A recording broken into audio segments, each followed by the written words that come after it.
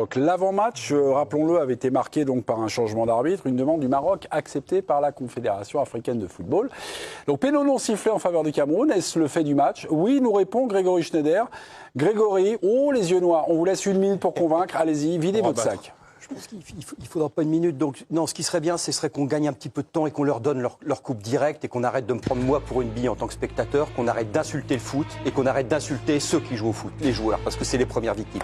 Ce que j'ai vu ce soir est invraisemblable. T'as un défenseur marocain qui met le coude dans la gueule du gars, l'arbitre dit rien. À chaque fois qu'il y a un coup franc pour le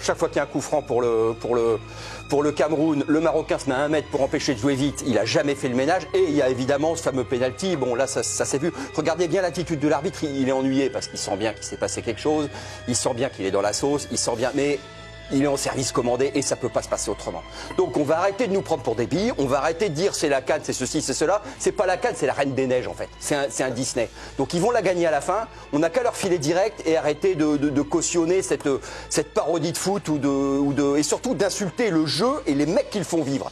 Parce que ça, c'est pas possible. Que ce soit des Camerounais, des Croates, des Marocains, c'est pas possible. Aujourd'hui, c'est tombé sur le Cameroun.